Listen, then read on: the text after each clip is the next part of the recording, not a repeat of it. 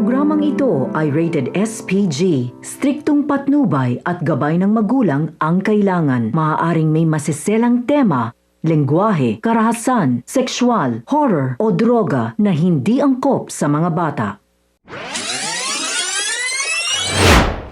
Isang mapagpalang araw mga kapamilya and welcome back.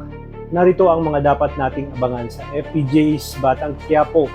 Pero bago ang lahat, kung ikaw ay bago pa lamang dito sa aking channel, baka naman, pwede akong makahingi ng isang like, share, at subscribe. Ano kung muling nag-cruise ang landas ni Dimple sa Rocky Boy kung saan siya lang ang tanging nakakabulgar ng pagpapanggap nito sa grupo ni Tanggol? Yan ang sabay-sabay nating abangan sa dulo ng video nito. Matapos pagkarambola sa bar sina Miguelito at Rocky Boy, ubog sarado nga ito. Itinapon na lang na parang basura kung saan malapit nga sa hideout ni Tanggol. Nakita siya ni Tanggol at tinulungan, ngunit imbis na magpasalamat ay muling nanumbalik kay Rocky Boy ang kanyang nagliliyab na galit kay Tanggol. Sa kabilang banda, muling bumalik si Ponggay sa hideout ni Tanggol at tahimik at pasimpleng pumasok sa kinaroroonan ni Tanggol. Habang sila ay kumakain ay nagulat ang kanyang mga kasamahan nang makita nilang may nakapasok na isang pulis. Kaya agad itong tinutukan ng baril. Itinaas naman agad ni Ponggay ang kanyang kamay at mabilis siyang nakilala ni Tanggol. Kaya sinabi niya sa kanyang mga kasama, baba ang mga baril ng mga ito dahil kilala niya umano ang pulis na pumasok. Ito sinabi ni Ponggay na gusto niyang makausap ng personal si Tanggol. Napag-usapan nila ang kanilang plano sa kung paano malalaman at makakakuha ng ebidensya si Ponggay laban sa mga gerero. At matapos ang kanilang masinsinang pag-uusap, ay ihinatid pa mismo ni Tanggol si Ponggay sa kanilang bahay. Sakto naman na naroon sa Dimples kaya tuwang-tuwa ito nang makita niya si Tanggol. Balikan natin ang dahilan bakit umabot sa pisikalan hanggang sa pambubugbog sina Miguelito at Rocky Boy. At ang dahilan ay nakita ni Rocky Boy ang dati niyang girlfriend na kasama si Miguelito.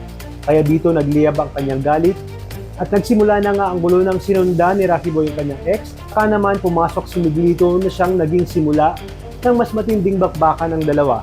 At ang ending, bulagta itong si Rocky Boy. Sa mga oras na ito ay nag-aalala si Bidina dahil nga hindi pa umuwi ang kanyang anak. Ang hindi niya alam ay basag na basag ang mukha ng kanyang anak at itinapon na lamang ng mga tauhan ni Miguelito na parabang isang basura na lang. Rito ay kitang-kita ni Tanggol habang sila nga ay papauwi sa kanilang hideout. Di nagdalawang isip si Tanggol at agad na tinulungan upang madala sa kanilang hideout ang bubog saradong si Rocky Boy.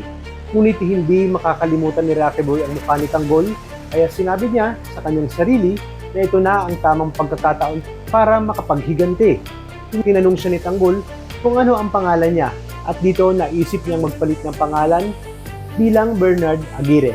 Sinabi niya sa kanyang sarili na mas malala pa ang igaganti niya kay Tanggol pagdating ng araw.